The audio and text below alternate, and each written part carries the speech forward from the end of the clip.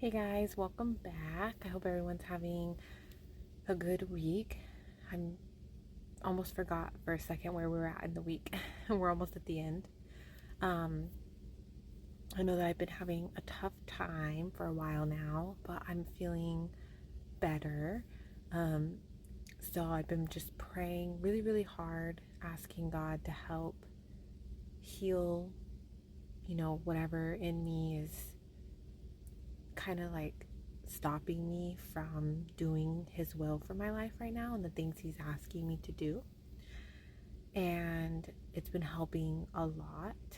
Um, I don't even know how to explain it. Like, I don't even know how God does it. He just kind of does.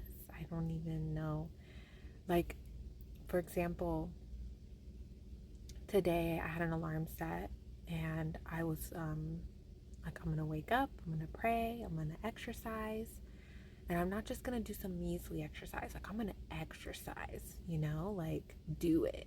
And I was so excited to exercise. I was so, like, ready to do it that, like, I could barely sleep this morning because I was just so ready.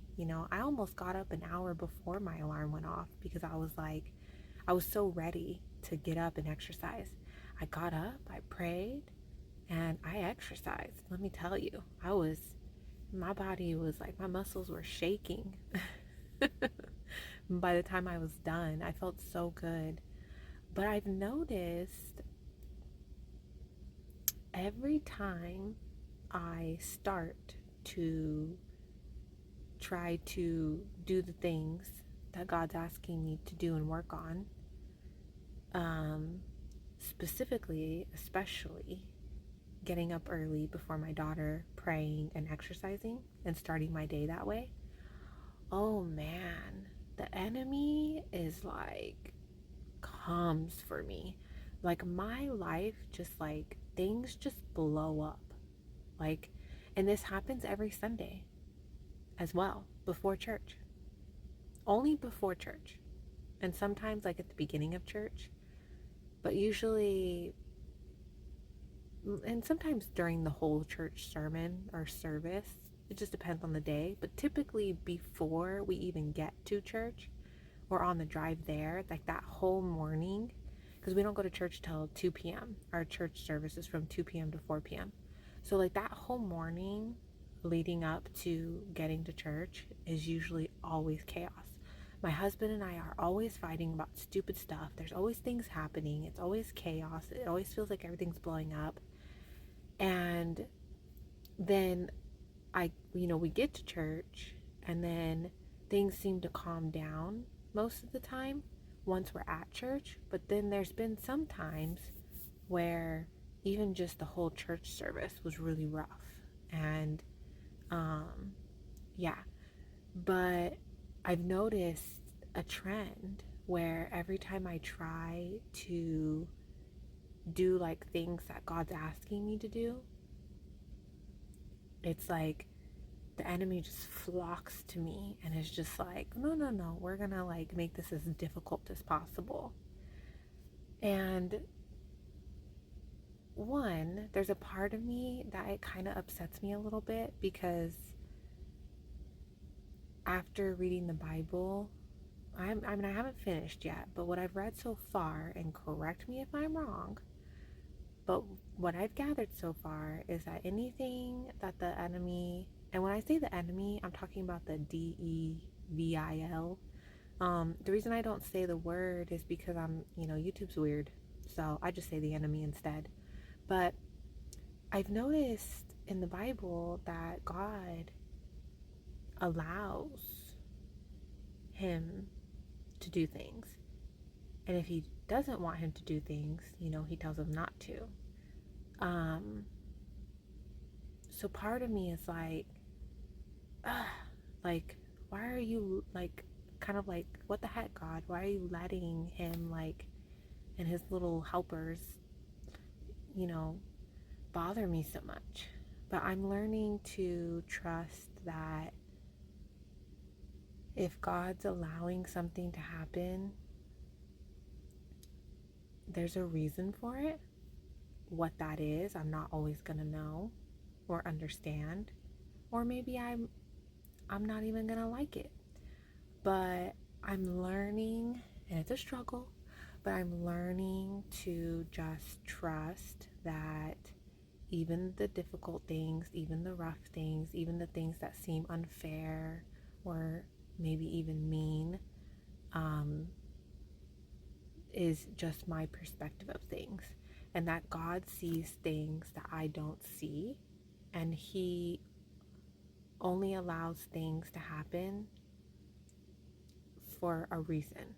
And it's usually a good reason. Like there's something good's gonna come from it, or He's trying to assess something, maybe see if I'm ready, like a test, or see if I'm ready for something, or I don't know.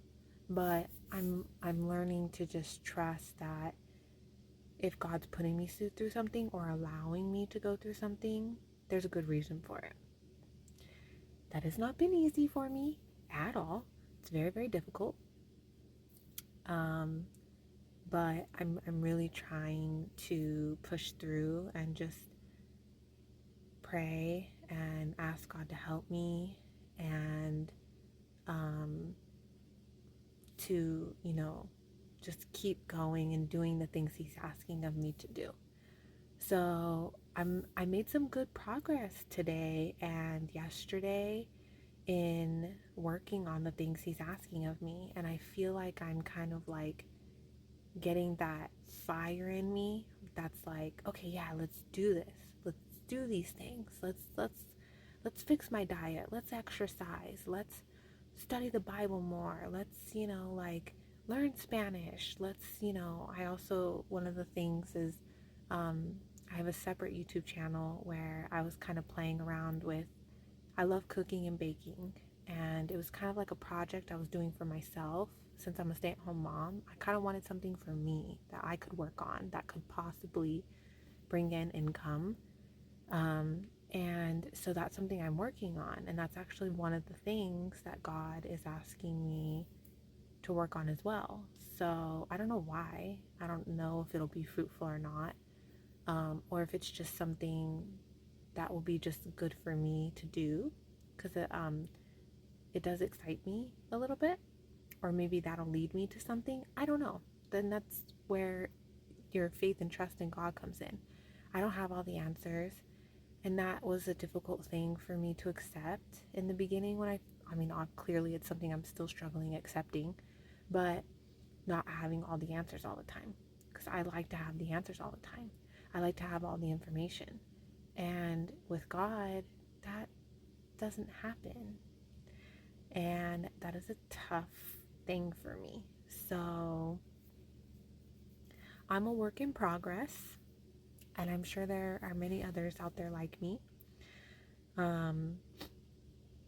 But today was a good day, minus all the other chaos that happened, and there was a lot of it.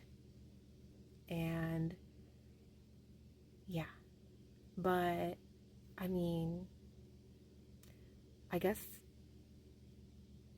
I should take it as a compliment, right? If the enemy is trying so hard to get me to stop doing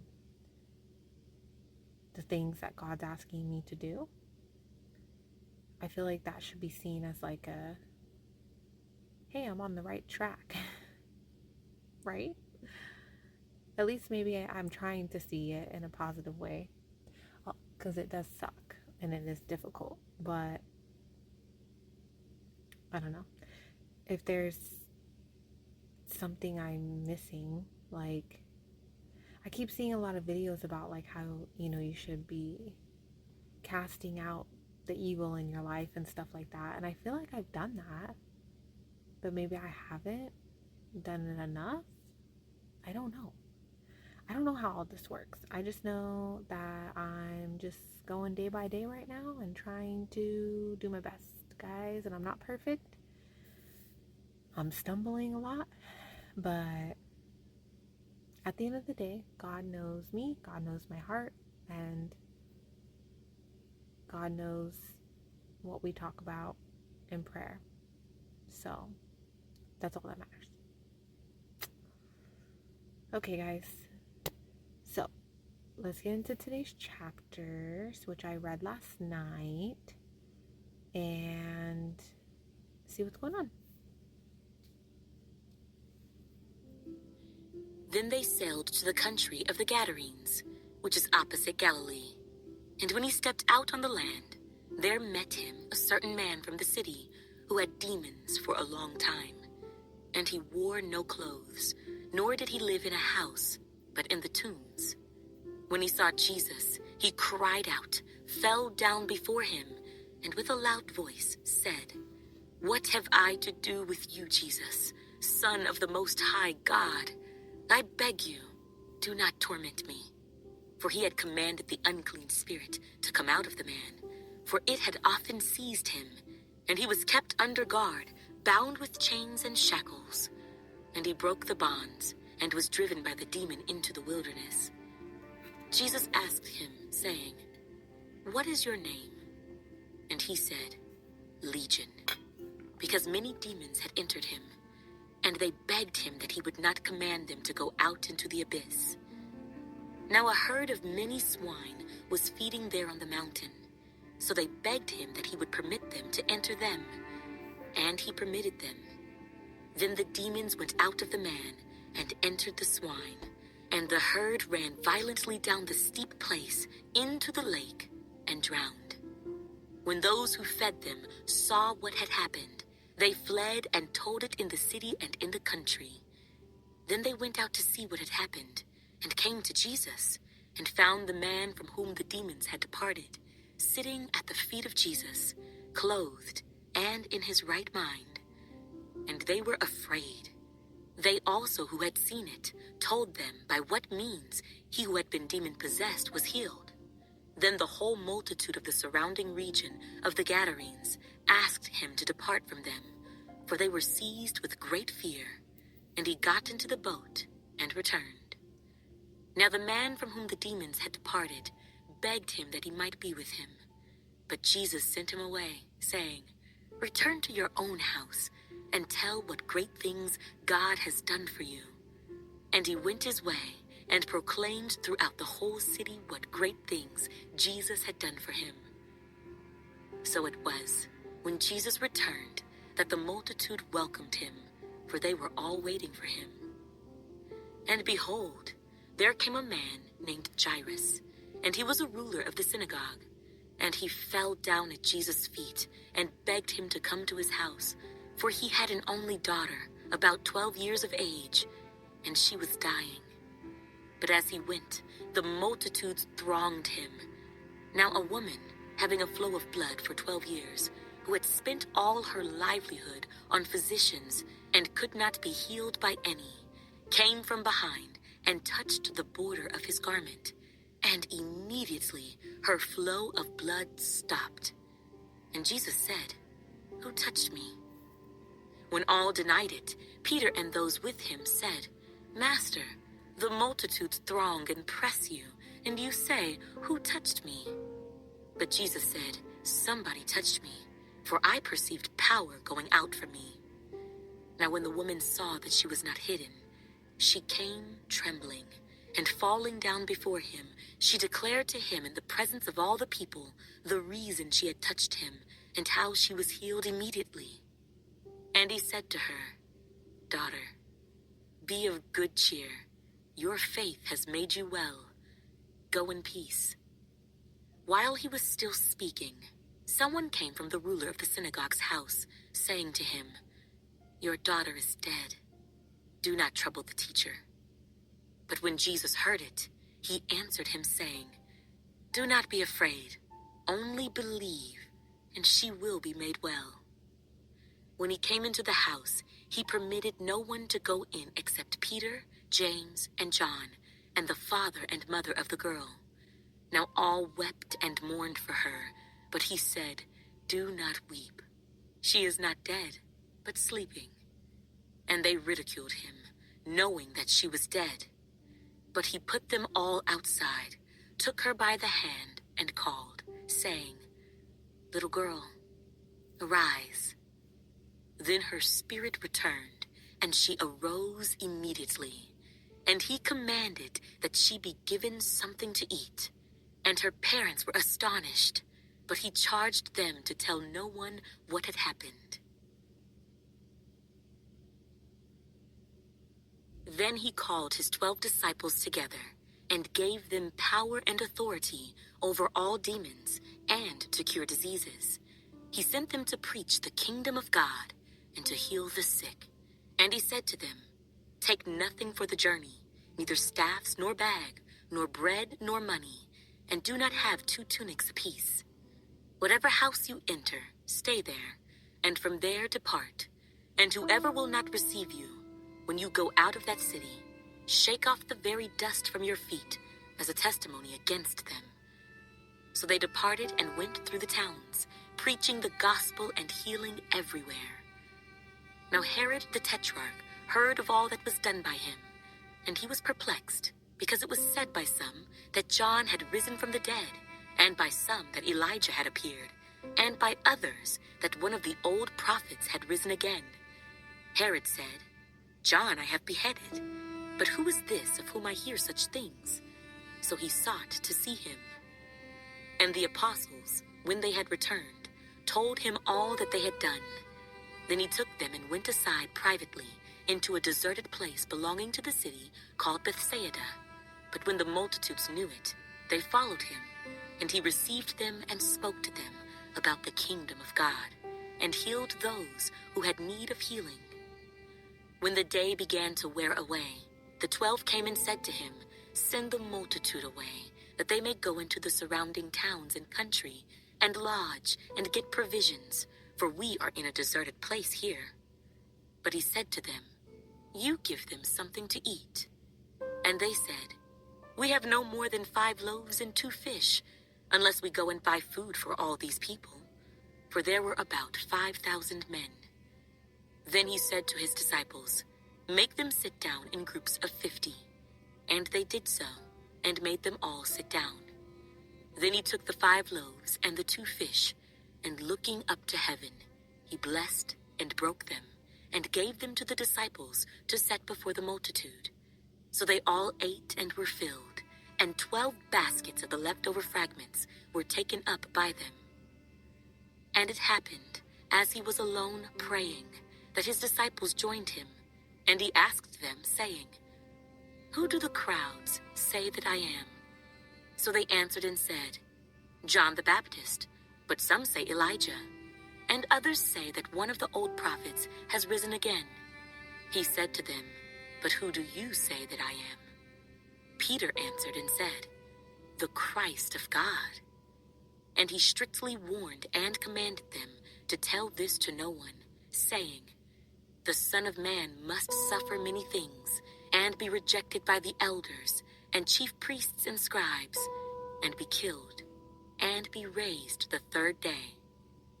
Then he said to them all, "If anyone desires to come after me, let him deny himself, and take up his cross daily, and follow me. For whoever desires to save his life will lose it, but whoever loses his life for my sake will save it. For what profit is it to a man if he gains the whole world and is himself destroyed or lost? For whoever is ashamed of me and my words, of him the Son of Man will be ashamed when he comes in his own glory, and in his Father's, and of the holy angels. But I tell you truly, there are some standing here who shall not taste death till they see the kingdom of God." Now it came to pass, about 8 days after these sayings, that he took Peter, John, and James, and went up on the mountain to pray. As he prayed, the appearance of his face was altered, and his robe became white and glistening. And behold, 2 men talked with him, who were Moses and Elijah, who appeared in glory and spoke of his decease, which he was about to accomplish at Jerusalem. But Peter and those with him were heavy with sleep, and when they were fully awake, they saw his glory and the 2 men who stood with him. Then it happened, as they were parting from him, that Peter said to Jesus, "Master, it is good for us to be here, and let us make 3 tabernacles, one for you, one for Moses and one for Elijah," not knowing what he said. While he was saying this, a cloud came and overshadowed them, and they were fearful as they entered the cloud. And a voice came out of the cloud saying, "This is my beloved Son. Hear him." When the voice had ceased, Jesus was found alone.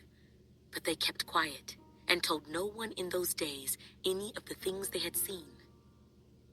Now it happened on the next day, when they had come down from the mountain, that a great multitude met him. Suddenly a man from the multitude cried out, saying, "Teacher, I implore you, look on my son, for he is my only child. And behold, a spirit seizes him, and he suddenly cries out. It convulses him so that he foams at the mouth, and it departs from him with great difficulty, bruising him. So I implored your disciples to cast it out, but they could not." Then Jesus answered and said, "O faithless and perverse generation, how long shall I be with you and bear with you? Bring your son here." And as he was still coming, the demon threw him down and convulsed him. Then Jesus rebuked the unclean spirit, healed the child, and gave him back to his father. And they were all amazed at the majesty of God. But while everyone marveled at all the things which Jesus did, he said to his disciples, "Let these words sink down into your ears, for the Son of Man is about to be betrayed into the hands of men." But they did not understand this saying, and it was hidden from them, so that they did not perceive it, and they were afraid to ask him about this saying. Then a dispute arose among them as to which of them would be greatest. And Jesus, perceiving the thought of their heart, took a little child and set him by him, and said to them, "Whoever receives this little child in my name receives me, and whoever receives me receives him who sent me. For he who is least among you all will be great." Now John answered and said, "Master, we saw someone casting out demons in your name, and we forbade him because he does not follow with us." But Jesus said to him, "Do not forbid him, for he who is not against us is on our side." Now it came to pass, when the time had come for him to be received up, that he steadfastly set his face to go to Jerusalem, and sent messengers before his face. And as they went, they entered a village of the Samaritans to prepare for him. But they did not receive him, because his face was set for the journey to Jerusalem. And when his disciples, James and John, saw this, they said, "Lord, do you want us to command fire to come down from heaven and consume them, just as Elijah did?" But he turned and rebuked them, and said, "You do not know what manner of spirit you are of. For the Son of Man did not come to destroy men's lives, but to save them." And they went to another village. Now it happened, as they journeyed on the road, that someone said to him, "Lord, I will follow you wherever you go."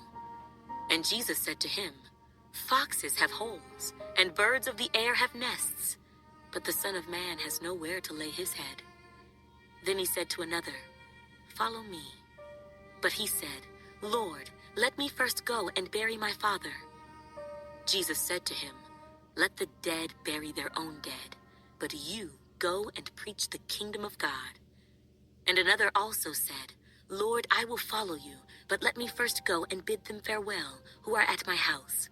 But Jesus said to him, "No one, having put his hand to the plow and looking back, is fit for the kingdom of God." After these things, the Lord appointed 70 others also, and sent them 2 by 2 before his face into every city and place where he himself was about to go. Then he said to them, "The harvest truly is great, but the laborers are few. Therefore pray the Lord of the harvest to send out laborers into his harvest. Go your way. Behold, I send you out as lambs among wolves. Carry neither money bag, knapsack, nor sandals, and greet no one along the road. But whatever house you enter, first say, 'Peace to this house.' And if a son of peace is there, your peace will rest on it. If not, it will return to you. And remain in the same house, eating and drinking such things as they give, for the laborer is worthy of his wages. Do not go from house to house. Whatever city you enter, and they receive you, eat such things as are set before you, and heal the sick there, and say to them, the kingdom of God has come near to you. But whatever city you enter, and they do not receive you, go out into its streets and say, the very dust of your city which clings to us, we wipe off against you. Nevertheless, know this, that the kingdom of God has come near you. But I say to you that it will be more tolerable in that day for Sodom than for that city. Woe to you, Chorazin! Woe to you, Bethsaida! For if the mighty works which were done in you had been done in Tyre and Sidon, they would have repented long ago, sitting in sackcloth and ashes. But it will be more tolerable for Tyre and Sidon at the judgment than for you. And you, Capernaum, who are exalted to heaven, will be brought down to Hades. He who hears you hears me. He who rejects you rejects me, and he who rejects me rejects him who sent me. I didn't fully understand those last couple of verses about the places like Capernaum and Tyre and Sidon. I don't know. And then I'm trying to understand what he means about it'll be worse for Sodom and Gomorrah in the day of judgment than for the city that rejects like his disciples, right? Is that what it's saying? Or like a home that's rejecting him? Is he trying to say it's worse to reject him and his people than it is to do evil things? I'm confused on that. Because didn't Sodom and Gomorrah, didn't they do horrible things? Isn't that why he wiped them out? Right? Isn't that what he did? I'm a little rusty on all I've read so much and it's hard to remember it all. So I was just a little confused on those last verses and what he was meaning by that about the